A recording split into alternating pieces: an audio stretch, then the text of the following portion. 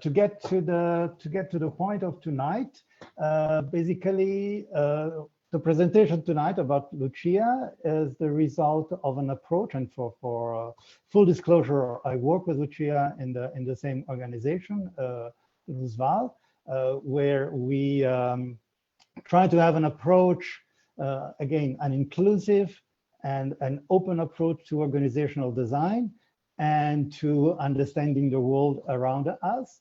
And one of the tools we use to understand the world around us is Mileva. You see the little logo, which is an artificial intelligence that can be used to analyze complex interconnected network of actors, but where actors can be any type of actor. It can be human being, organization, but also emotions, also objects.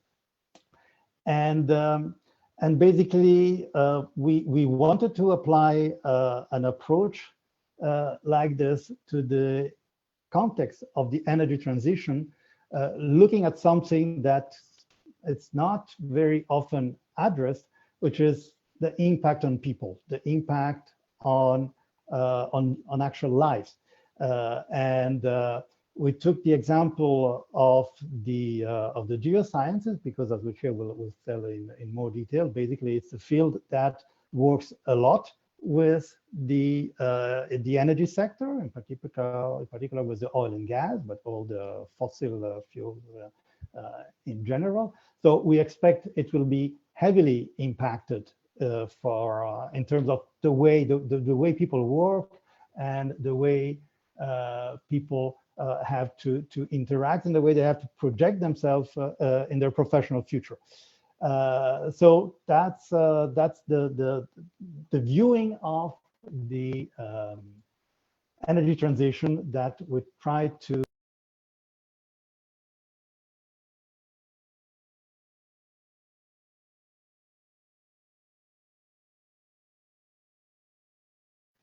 Sorry, I think you didn't hear anything of what I said.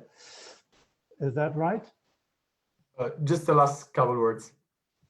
Okay, so I will repeat very quickly. Sorry about that. So I will pass in a minute the word to Lucia, but before doing that, as Ludovico said, we use a specific way of managing our organization, which is very inclusive, and we will adopt tonight a similar way of running this event as we do for our own internal meetings, where we ask everybody to participate in turn. So at the end, if you have a question, if you have a comment, I will call each of the participants in turn to, you have 1 minute to share your opinion, to ask a question about the event, to ask a question about VOLT if you like. So very briefly, Lucia is going to introduce a work we have been doing together, actually. So as for full disclosure, I've been working with her on this project. We work in the same organization, where we try to, one of the tools we use to understand the world in a different way is this artificial intelligence that allows us to analyze networks of heterogeneous actors, where actors can be human beings, people, objects, emotions. And basically, we want to look at the impact of the energy transition also on people, on the way they work, the way they interact, the way they project for the future. Roberto, so without further ado, I will let you. Actually, can you hear me? Yes. I think we all heard this part. It was just the last question, the last sentence that. Okay. Okay. So just go ahead then. Okay. So thank you everybody for being here. Thanks AperoVOLT Switzerland for inviting me to give this webinar. And my name is Lucia Levato, and I will present you the impact of the energy transition on competencies, the example of the geoscientist. Just a few words about myself and the company that I founded in 2017, Luzval. Basically, it was to organize my activity as a professional coach, which I started as an activity a few years ago. And then, as Roberto mentioned, he joined me, and we increased the scope of Luzval, but also always centered in the development of a purposeful and collaborative work environment through the dynamic management of competencies in people and teams. So originally my background is in geophysics, and I have worked in this field for about 30 years. And tonight I'm going to present you the results of this investigation using Mileva artificial intelligence. And I have presented these results also at a conference organized by the European Association of Geoscientists and Engineers in an online conference last November, a conference dedicated to the energy transition in the geoscientist context.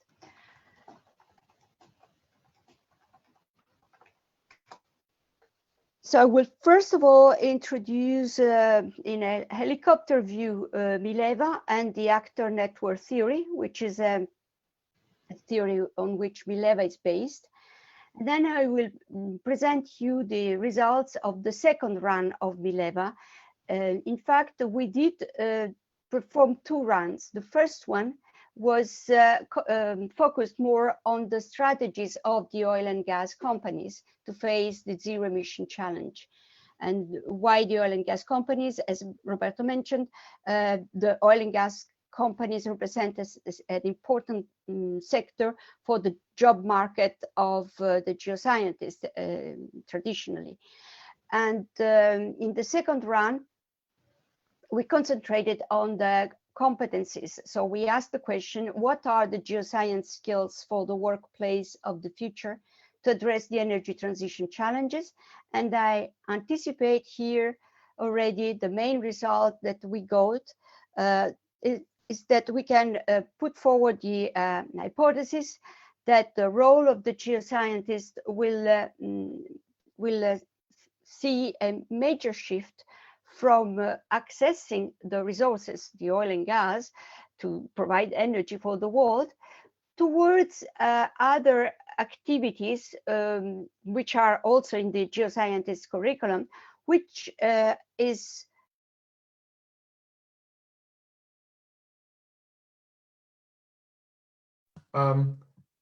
Sorry, Lucia, I think you're muted again. You're muted.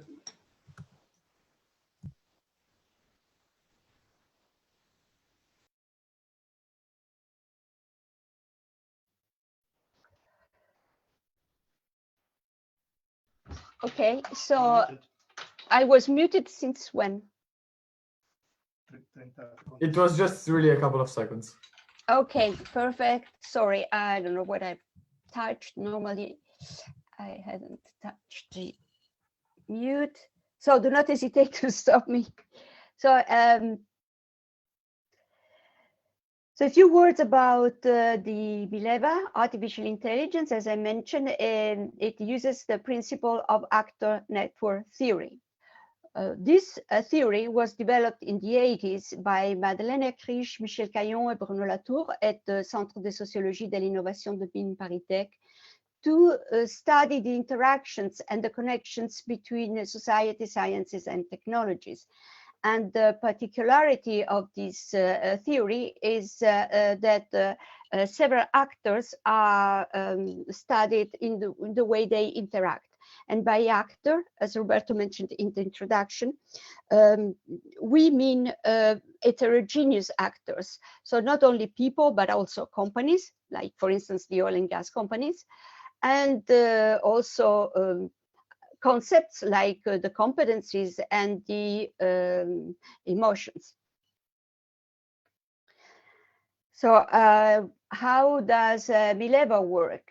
First of all, we need to find which actors we want to study to answer the question, the particular question we asked. And we asked the question about the competencies of the geoscientists in the workplace of the future and in the context of the energy transition.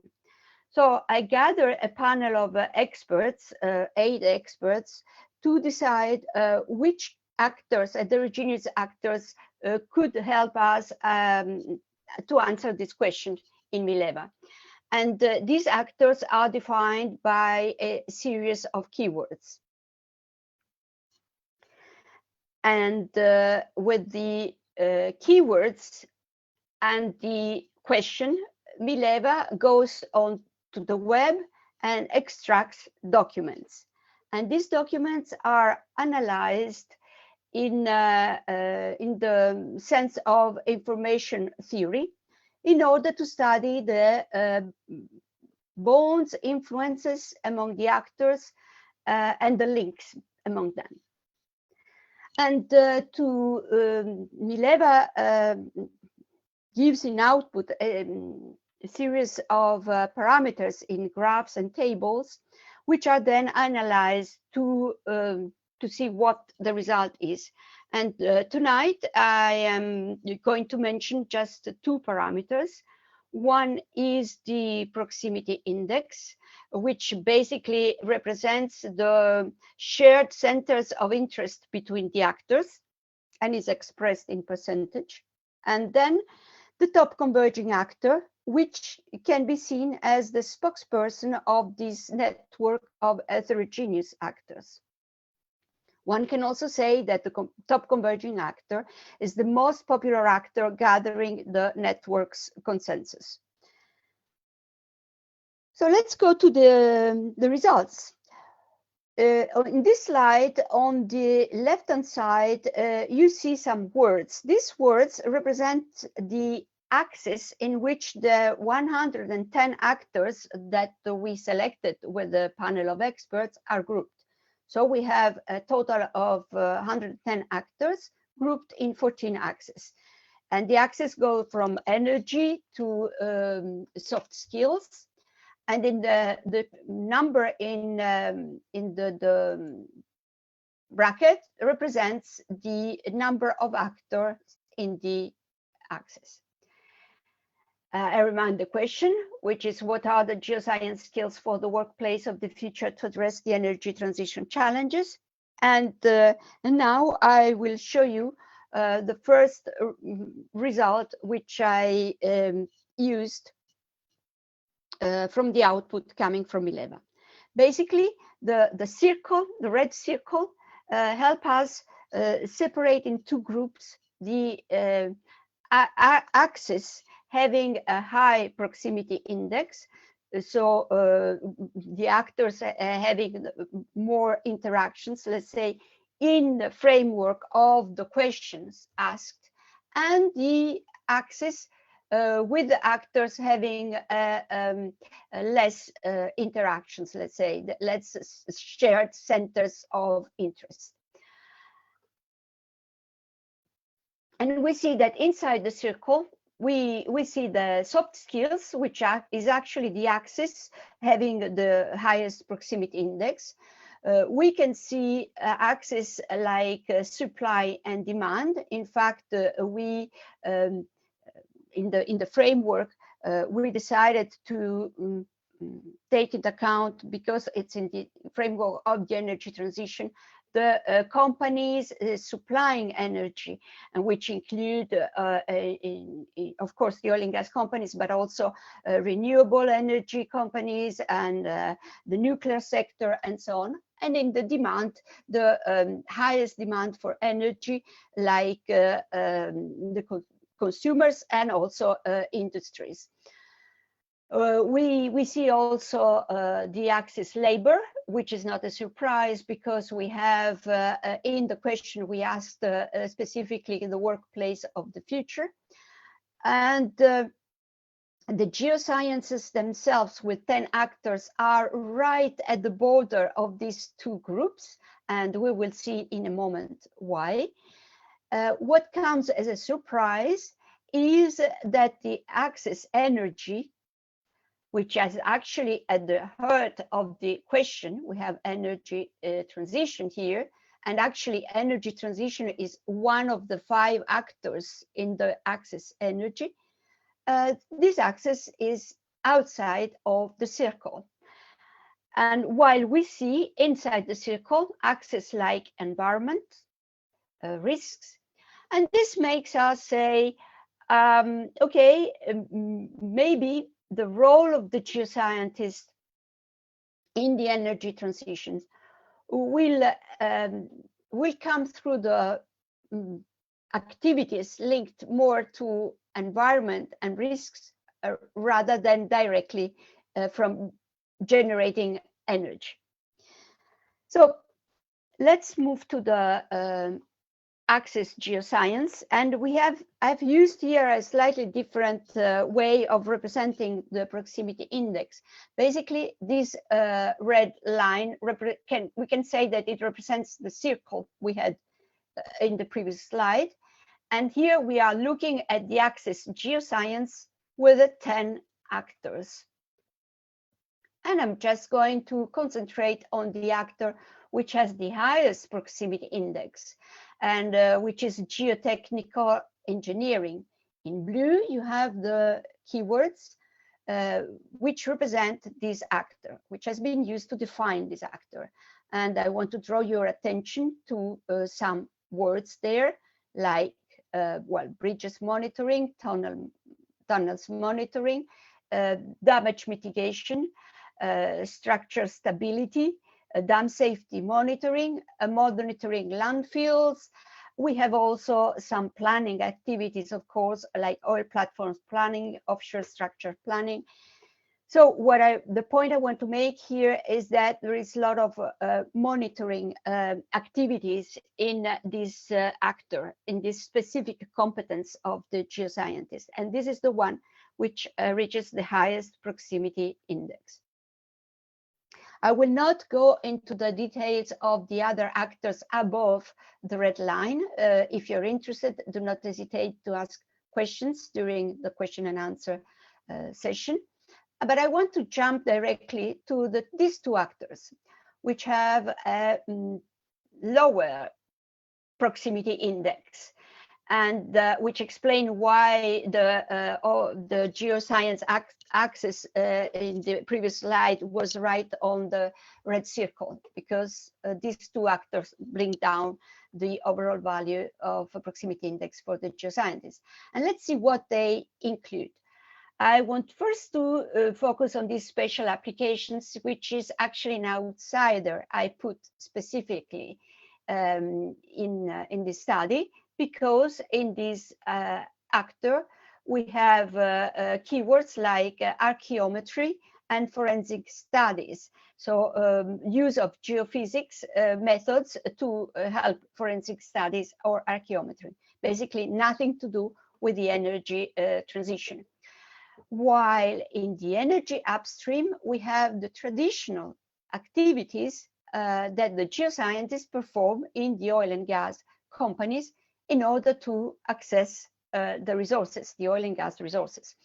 And what we can say from this result is that, of course, you know all the projections, and we know that in most of the projections, the oil and gas will still part of the energy mix. So we expect that the geoscientists will still be required by this to perform this activity.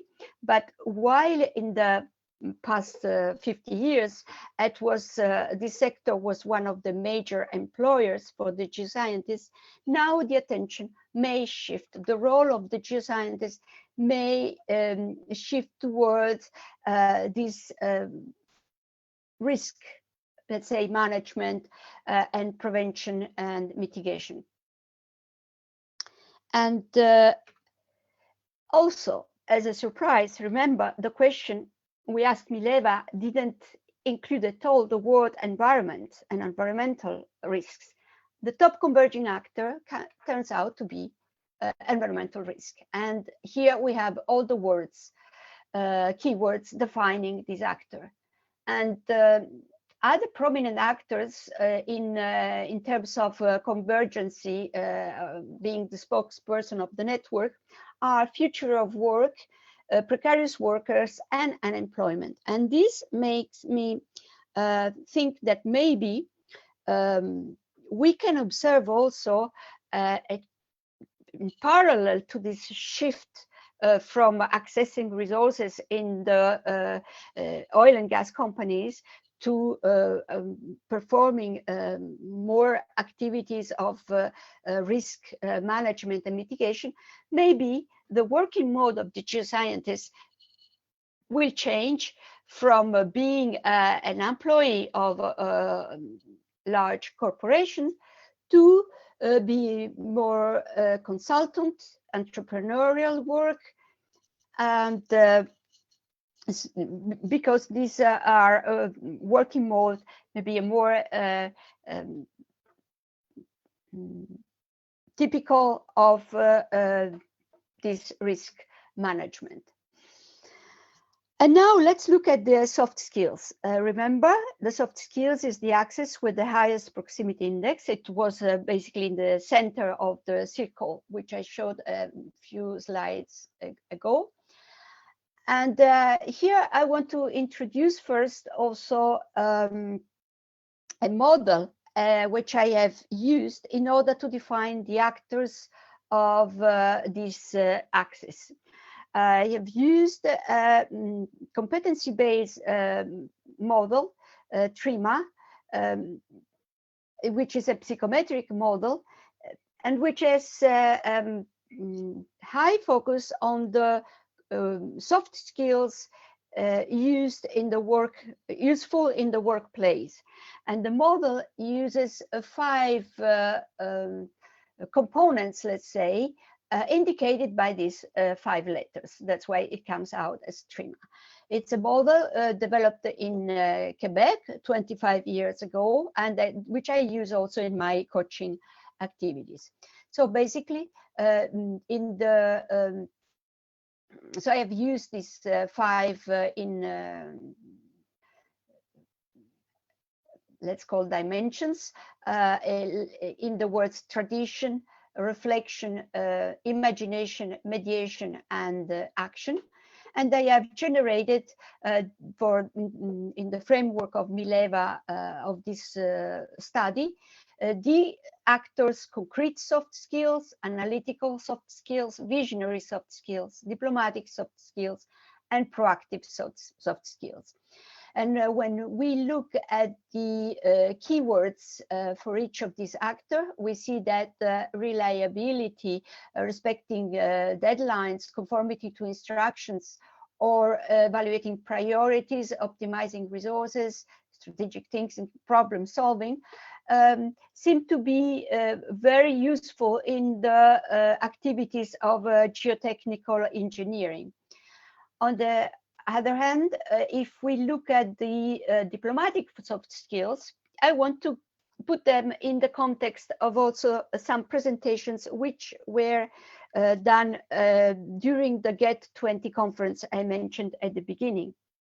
In particular, during this conference, it was brought forward that more and more projects, including multidisciplinary teams, will use the geoscientists. So in this kind of environment, finding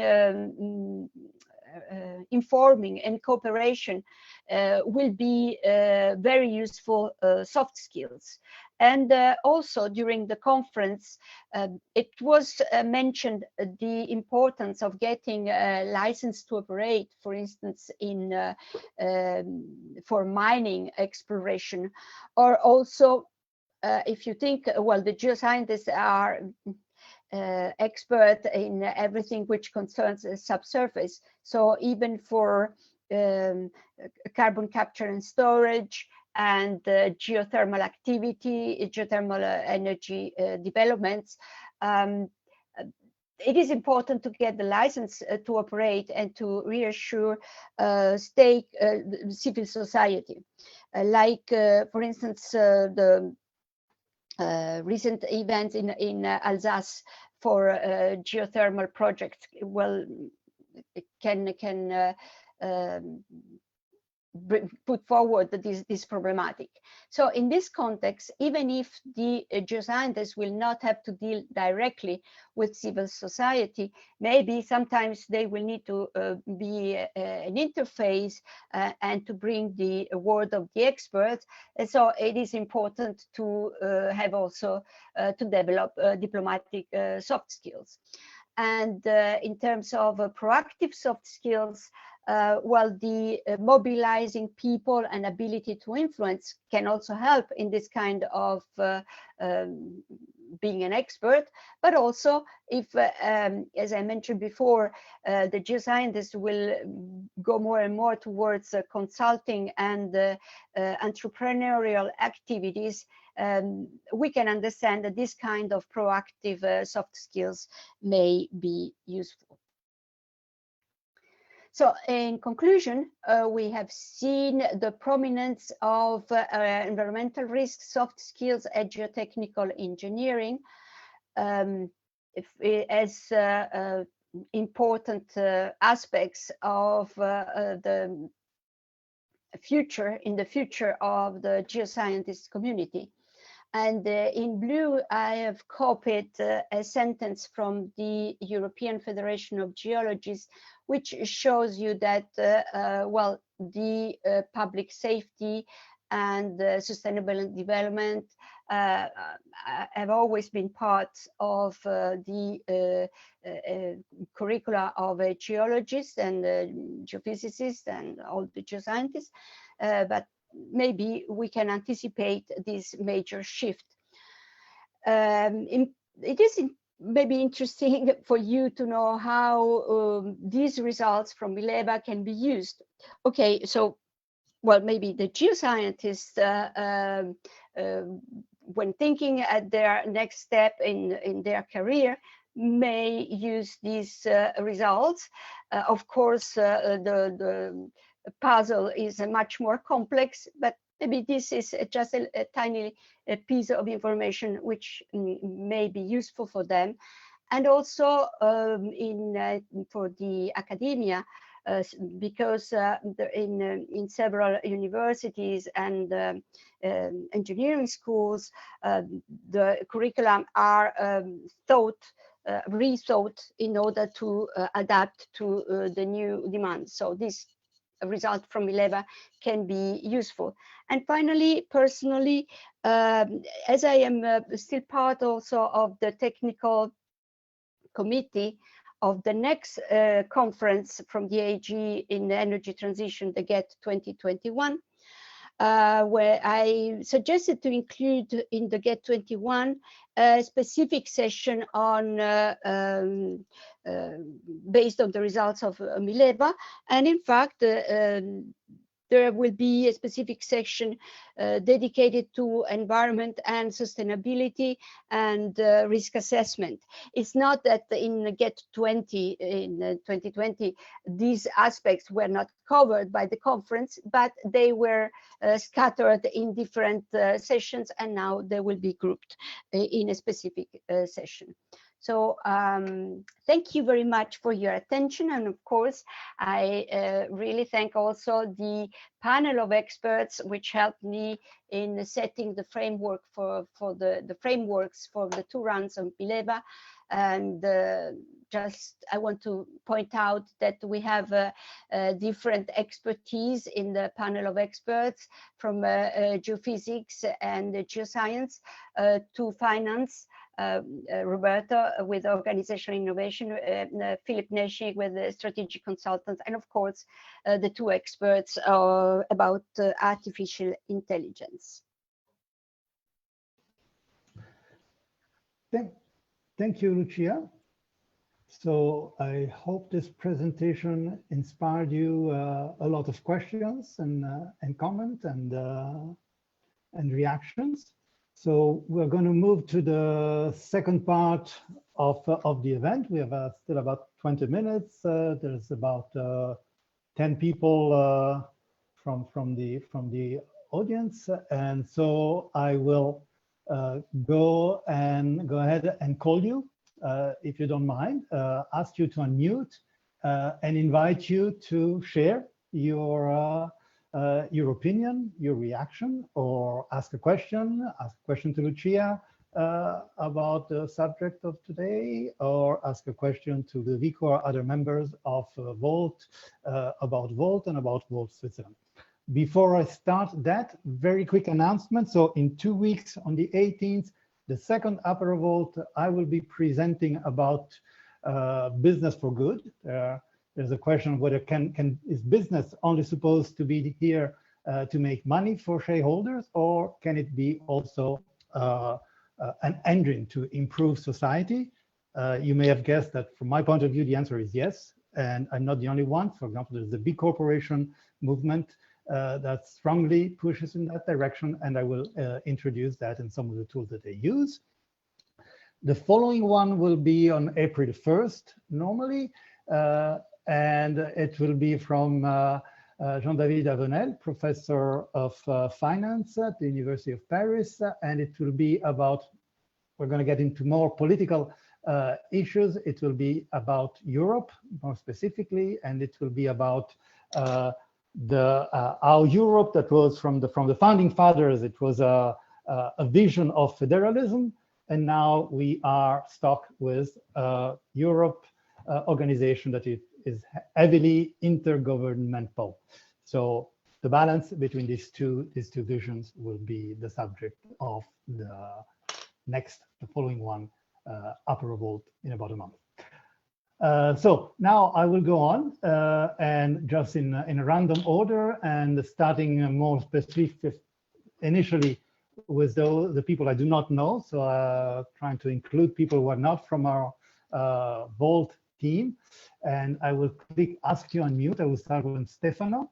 So Stefano De Carli, if you would like to share with us what this presentation inspired you, or if you have any question, or if you have a question about VOLT, or any comment about Europe and VOLT, and whatever you like.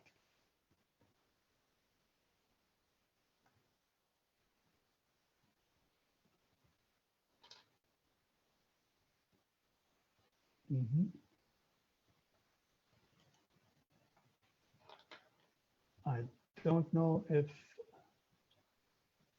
Stefano is getting us. So this we are discovering this technique as well. So maybe I'll pass to the next person, and we'll get back to Stefano if he wants to share with us. So the next one on my list would be Simon Kerman. Simon, do you hear us?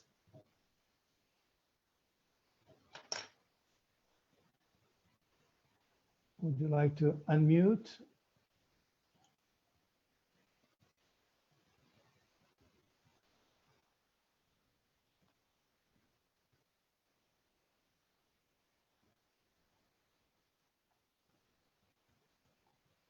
Okay, maybe we are having some technical problem. Let me try with somebody who is already familiar. Marco, would you like to start? Yes. So first of all, thanks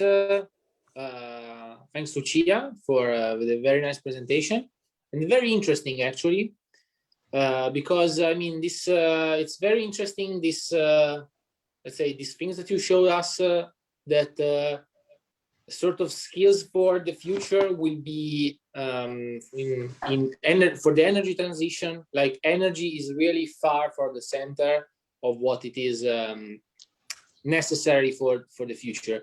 And I think really what you show about the risks, so especially how to evaluate the risks for a possible energy transition, because I mean, just to make a paradoxal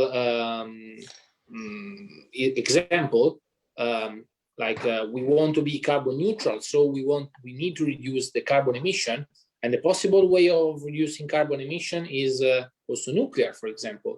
But that puts us on risks, because like a lot of people doesn't like it, or it can be dangerous in some cases. So like this is also a risk. So it will be, it's interesting that it will be very important for the future for the energy transition to really evaluate the risks of every decision in order to avoid possible consequences. I was also thinking about the Vaillon, for example, which is another example of bad analysis of risks and possible risks, in that case for the population, but that in future could also affect and will for sure affect the environment. So it was really interesting, and thank you very much for the talk. Thank you, Gianmarco. Maybe I can add a few words of to what you said. Yeah. Well, Mileva, the question one asks to Mileva is very, very important. So it was specifically for the geoscientists, but what you say about the risk and the energy, yeah, absolutely. It is, I think it is, there is a huge connection. Also, if you think at the necessity to provide energy for everybody in continuity, and the recent facts in Texas show us that there is risk. And I don't know if you are all aware that in Europe, apparently on January 8th, there was also a kind of a little problem that was handled by the different countries, but it wasn't so catastrophic like in Texas. But so yes, definitely risk. I agree with you. It's an important topic in the energy transition. Yeah. Thank you, Lucia. So I'm on the chat with Simon, who was having some difficulties. So I think now it should be okay. So Simon, if you would like to unmute. Yes, thank you. Thank you, Roberto. Yeah, sorry, I had some problems, and also apparently when I turn on my camera, my screen freezes, so I'll just talk, and unfortunately you can't see me. I also wanted to thank you. It was very insightful because, yeah, as other people already said, the energy transition is very important, and I personally didn't have any clue, so to say, about geoscience and how it could, how it is involved. So it was really insightful, and yeah, thank you. I wanted to, or I had a question in mind at the beginning, but I guess maybe I'll come back later to that. Sorry, I had a question in mind. Yeah, again, thank you, and I think it's really important that we keep up this as VOLT, and this AperoVOLT is a really good idea to get insights from experts, and so that everyone can share the knowledge that there is, and we don't only view problems from one perspective. Thank you, Simon. And if you have a question, just put it on the chat or ask to. Yeah, I'll do that. I had something. I'm sorry. Yeah. Yep. Just gather your thoughts and come back again. Well, we may have time to do a second round. I would like now to go to Ether Clark. Ether, would you like to unmute and share your thoughts and comments idea? Hi, I have a bad connection, so hopefully it works. So I'm in Switzerland. I have a geospatial startup, so I thought it was interesting that you had a geospatial expert on your panel. So it'd be great to hear a little bit what do you think the role of geospatial technology is in this transition? And then I was wondering if you've gotten any feedback from companies who are involved in energy, who I find to be somehow very reluctant to change. So I call engineers on the phone every day and I get yelled at because I'm selling a software that they feel is going to take away their jobs or change their very methodical way of behaving. So it would be interesting to think about how this methodology you propose could be applied in these real organizations to better prepare the staff for this transition. How do you approach that? Those are kind of many questions together. Yeah, thank you, Heather. Yeah, so geospace, actually in the Access Geosciences, there was satellite imaging was a keyword defining the, I think it was in the slide here. I don't know if I can share the screen. There was the actor auxiliary disciplines, okay, and in there is and the geospace basically, and this actor was also above the red line, so it has a it is important also in terms of addressing risks and, for instance, also for the mining sector, or and so it has a role to play. I didn't dig in there. Then when you say people are afraid of losing their job, I don't know if it's concerning, for instance, the application of artificial intelligence for their jobs.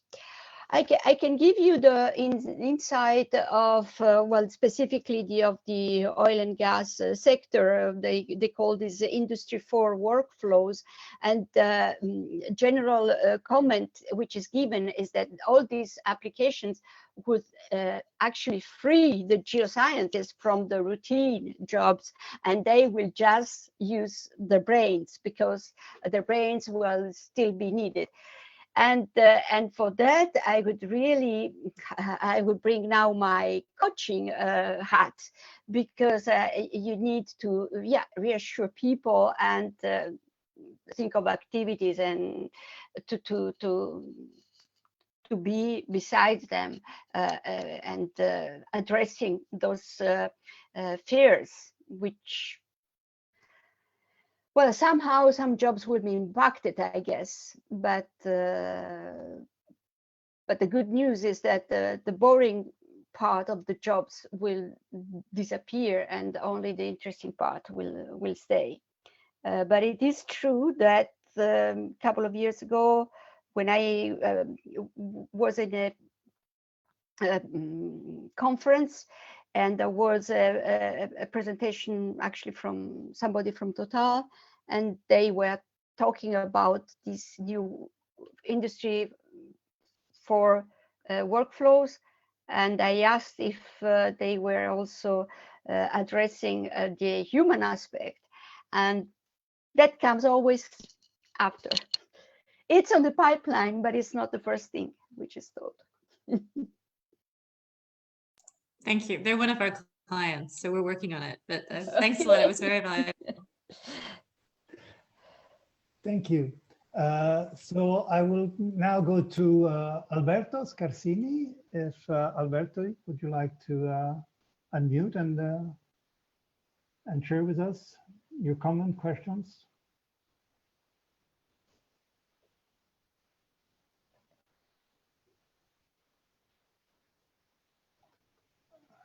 Don't know if Alberto receives us.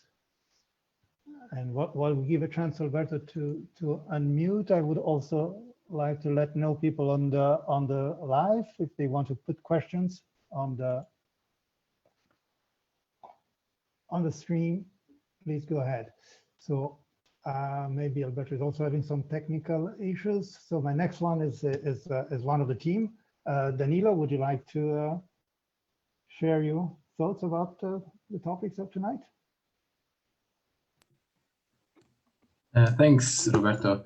Well, I wouldn't want to engage too much into this discipline, since it is a really far part of the discipline I dived into at university.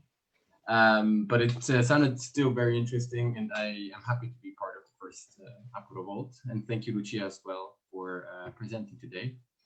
But no questions so far. I was actually just interested in knowing what exactly this software was. I didn't really understood the software that Heather Clark, I think that's the name, just mentioned that she's doing. I don't know if Heather can hear me. Maybe Heather can answer, yes? Yeah, I don't want to upstage our expert here, but it's basically Google Maps for planning infrastructure. So if you're planning a power line, a road, a pipeline, a water line, you can use geospatial data and an algorithm to automate the routing. So now you spend years and years just getting approval for these projects. So our solution helps to automate that process. But it's really exactly as Lucia is saying, taking away some of the boring tasks and making it more interesting. So it's called Geolytics. I can put the link in the chat, and if anybody is interested, Please do. happy to. Share the link. Yeah. Thank you very much. Thank you, Heather. Thank you, Danilo. And Ivan, would you like to share your thoughts? Yeah. Yeah. Also, I'm very glad that we started with this these events, and was very interesting. My question, maybe it's a little bit off topic, but on the last slide you mentioned basically the future of jobs because you said here that will be much more consulting or network organizations. Have you also done some studies on how the job market will look like? Thank you, Evan, for asking this question. This is not specifically my field. I just interpreted the results from Mileva. What I can observe is that there are more and more entrepreneurial activities among the geoscientists. And this is quite, I can say, quite recent, because it is in many different fields. There are companies, yes, for instance, in the monitoring aspect, and others trying to extract lithium from the geothermal fluids. And there is also an association of for the subsurface companies, which is based in France, in Pau, which has quite a lot of entrepreneurial among companies like Total or Schlumberger or CGG. There are many small entrepreneurial activities, and I think this is quite recent. In terms of consulting, network and consultancy, I just saw the one of them, which was created not long time ago. And I think this is also an answer. These activities were created because a lot of geoscientists lost their jobs, so they had to reinvent. Or even a young entrepreneur who just decided to leave from this difficult job market and start their own career in entrepreneurial activities. So I can observe from personal experience, but I didn't conduct any study. Okay, thank you. Thank you. I don't know if Simon, do you have a question to ask? Did you put together your question, or? Yeah, I actually wanted to ask something a bit different about carbon capturing, but I really gotta run at this moment. So maybe if that is of interest, you could talk a bit about that, if that is in your field. But I unfortunately gotta go. So yeah, again, thank you.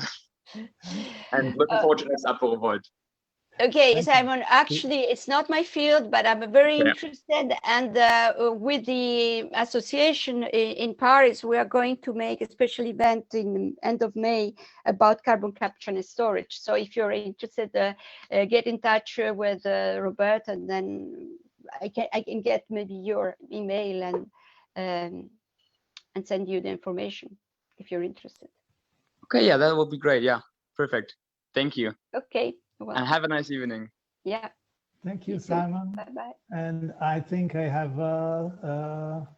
Florian. Who can... So, hi everybody. Thank you so much, Lucia, for this presentation. It was very insightful. Unfortunately, it was really not my area of expertise, so it was also brand new from my point of view. but it was really interesting. I had some connection issues at some point, so maybe someone else asked this question already, but if you could elaborate, if you have a bit of time, I know we are running over time, if you could elaborate on the relationship between geoscientists and policymakers, governments. I don't know if you have any insights on the matter, but I would be interested in the political dimension of it. Okay. Well, I'm not an expert in this field too, but of course I got in touch, and of course policymakers, there is a community of geoscientists and projects in which geoscientists are included, which are in tight collaboration with policymakers. Because, for instance, you can imagine mining activities, there are a lot of rules and regulations. So if you want, I can share with you a couple of videos of some presentations which were given last year in March within this association I'm part of, and they were given from French functionnaire working as a geoscientist in the Ministry of Environment in France, about European policies also. And then another one concerning the how to put together the different stakeholders in projects involving also geoscientists. Thank you. Thank you. Pass the floor to Ludovico. If Ludovico, do you see any question on the chats, or do you have a question yourself or a comment? Thank you, Roberto. I see no question at the moment on the chat. Well, yeah, I'd like first to thank Lucia. It was a wonderful presentation, very interesting and insightful. I must say what really caught me the most was this result of the importance of soft skills, and it was said in a way also in the discussion at the moment, but I think it really tells us something, right? So that soft skills in a way that are probably the only things that we can be substituted as human beings by an artificial intelligence or by some technology. That's really what is going to be needed to face the challenges of the future and to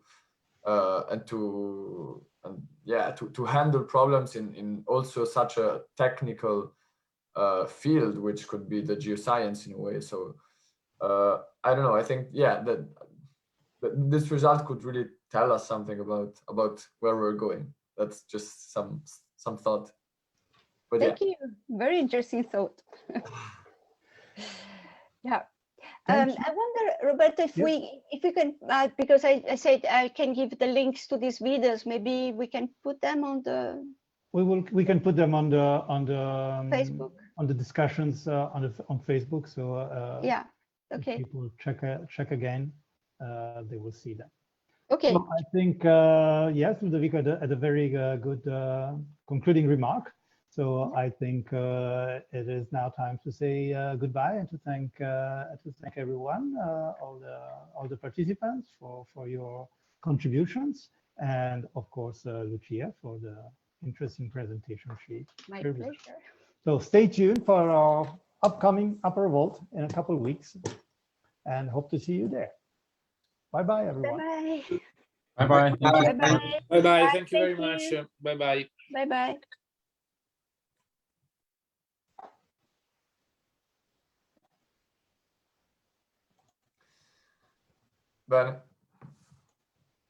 Bene. Buona serata. Buona serata. Buona serata. Ciao ciao.